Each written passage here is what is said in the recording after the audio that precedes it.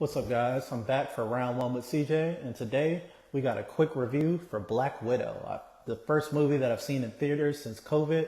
And let's give it a quick breakdown. Let's go ahead and ring that bell and start the clock. So, Black Widow was fine. It's a movie that exists. It's perfectly watchable.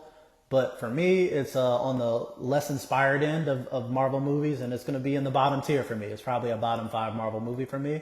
It a lot of it's a weird review because a lot of it doesn't come from the actual movie. As I said before, the movie's perfectly enjoyable and fine.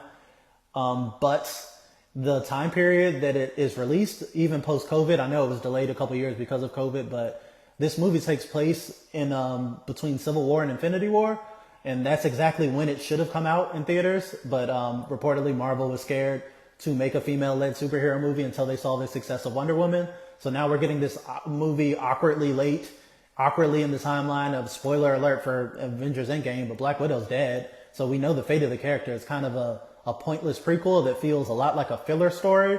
And it's a perfectly entertaining filler story, aside from that they butchered one of my favorite Marvel villains in the Taskmaster and just turned them into an uninspired robot with to goofy effect. But this is a non-spoiler review, so I won't get too much into it other than if you like the character of Taskmaster, you're going to hate this movie.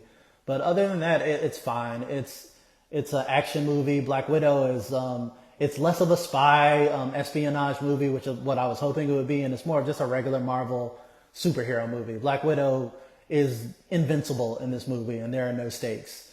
Florence Pugh kills it as her sister. She basically steals the show as Yelena Belova. David Harbour is great as the Red Guardian. He's pretty funny.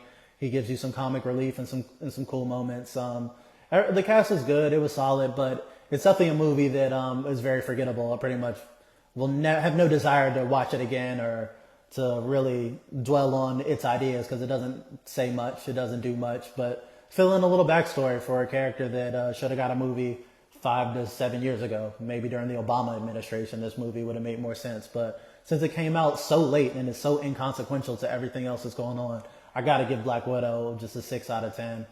It's fine, but definitely not one of my favorite Marvel movies. So I hope you guys enjoy it more than I did.